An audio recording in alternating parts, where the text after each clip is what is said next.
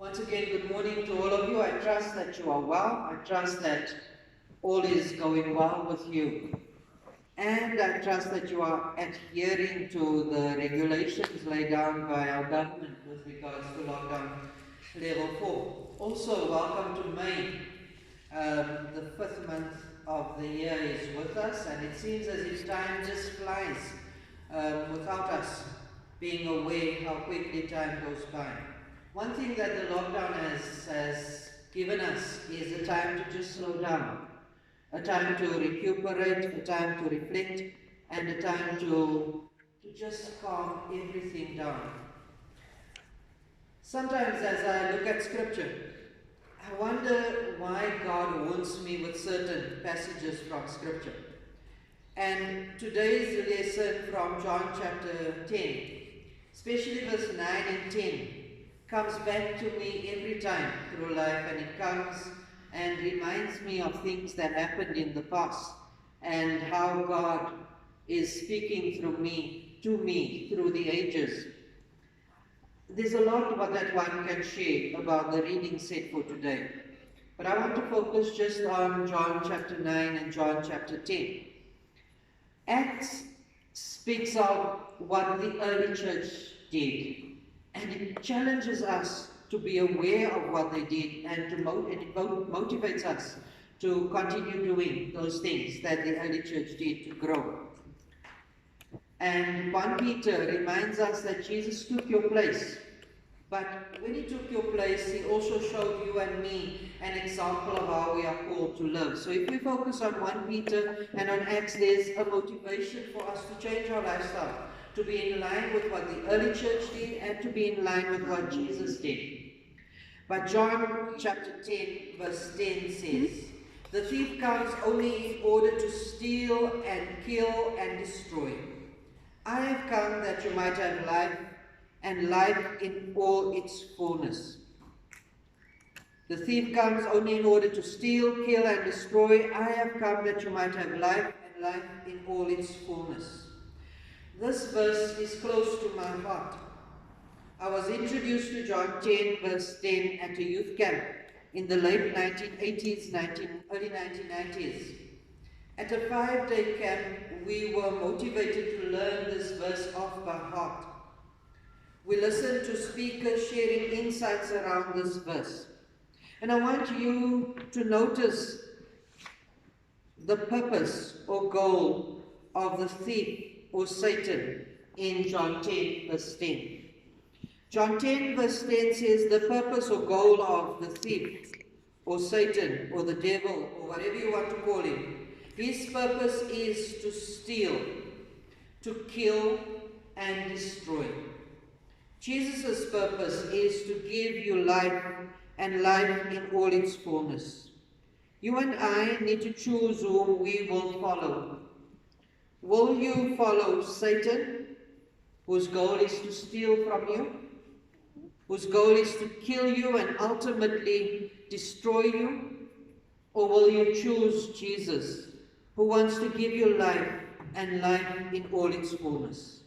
The choice is yours, the choice is mine, but choose we must. And the choice we make is seen in our actions. Notice that there is no middle way. God doesn't want you to be in between. Revelation 3 verse 15 and 16 states, "I know your deeds, that you are neither cold nor hot. I wish you were either one or the other. So because you are lukewarm, neither hot nor cold, I am about to spit you out of my mouth. I know your deeds, that you are neither cold nor hot. I wish you were either one or the other. So because you are lukewarm, neither hot nor cold, I am about to spit you out of my mouth." God wants us to be wholeheartedly for Him.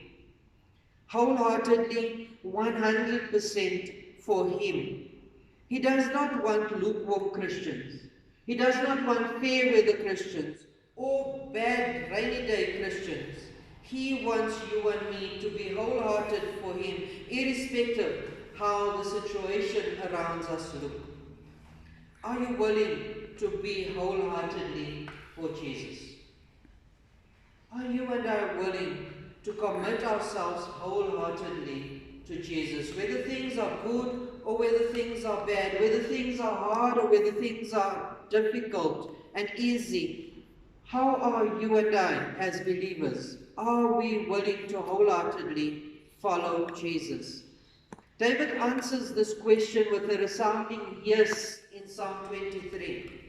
Yes, I follow the Lord wholeheartedly, David says. David says that the Lord is his shepherd. Even if he goes through challenging, dangerous times, he will not be afraid because his God is leading him and he is following his God. Can you and I say the same? Have we chosen to follow Jesus? Are we walking in obedience to God? Somehow this lockdown has me wondering about obedience. As we moved from level 5 to level 4, at the beginning of May, suddenly I see more people outside.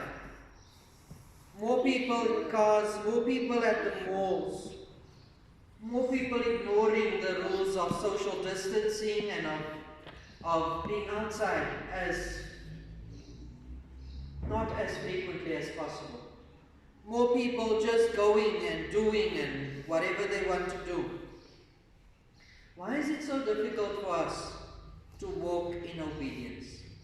Why is it so difficult for us to do what is right? Why is it so difficult for us to obey the law and even to obey our God? David states that he goes through difficulties safely because he walks in obedience to God. David states, I go through difficulties, I go through the valley of the shadow of death safely because I walk in obedience to God. We too can walk through our difficulties, our challenges safely if we choose to walk in obedience to God. Are you willing to trust and obey the Good Shepherd? Are you willing to trust and obey God and follow where He leads, irrespective of whether things are easy or hard, irrespective of whether we're going through a lockdown or whether we're going through what we used to call normal times? David says, even though I walk through the valley of the shadow of death, I will fear no evil, for thou art with me. God is with him as he goes through his valley of the shadow of death. And you and I can know that God is with us as we go through these challenging times. God is there to lead us. God is there to guide us. We are called to follow him. You and I are called to walk in obedience to God, to trust him, to obey him, to keep our eyes on him, and to follow him. In John chapter 10, verse 9, Jesus states, I am the gate. Whoever enters through me will be saved. He will come in and go out and find pasture. If you want to be saved, if you want to be saved from the thief, you need to enter through Jesus. Jesus is the only one who can save you from eternal separation from God. Jesus is the only one who can save you from never being with God. You can be saved by inviting Jesus into your heart. Once you invite him in, he will never leave you. He will go with you as you face the world, and he will protect you and provide for you. Are you willing to choose him? Whoever enters through me will be saved.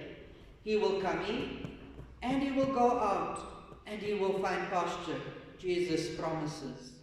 As we come in through Jesus, as we allow Jesus into our hearts, he protects us, he provides for us, and he goes with us in every situation. The question is, are we willing to choose him? Are we willing to trust him? Lastly, as you look at the people in this world, Why do we see so few people living life abundantly? Have you ever thought about it? Jesus said, I came that you might have life and life abundantly, or life in all its fullness. Why is it that people don't seem to be living life abundantly? Could it be that we are still trying to lead ourselves? Could it be that we are not following the Good Shepherd? Could it be that we want to be in control? I want to be in control of everything in my life. I want to be in charge of everything. I want to lead me. And we forget that the shepherd goes before the sheep, and the sheep are called to follow the shepherd. God wants us to follow the Good Shepherd. God wants us to hand over control to Jesus. Are you willing to surrender control? Are you willing to say, Lord, I let go. You be the driver. I will go where you lead. I will follow you wholeheartedly. And so Jesus says to us this morning, I am the gate. Whoever enters through me will be saved. You will come in and go out and find pasture. Jesus says to you and me this morning, the thief comes only to steal, kill, and destroy. I came that you might have life, and life in all its fullness. But you need to choose me. You need to come through me. You need to follow the guidance of the shepherd. You need to keep your eyes focused on me as you journey through this world. And as you and I do that, Jesus says, you will have life, and life in all its fullness. Jesus says to us, you will come in and go out, and you will find pasture. You will be safe. And David in Psalm 23 says to us, it is true. I have made the Lord my shepherd, and I know that even though I walk through the valley of the shadow of death, I will fear no evil, for God is there to guide me. God is there to guide you and I as we choose to follow him. To let go and say, Lord, you are in control. I will follow where you lead. Let us pray.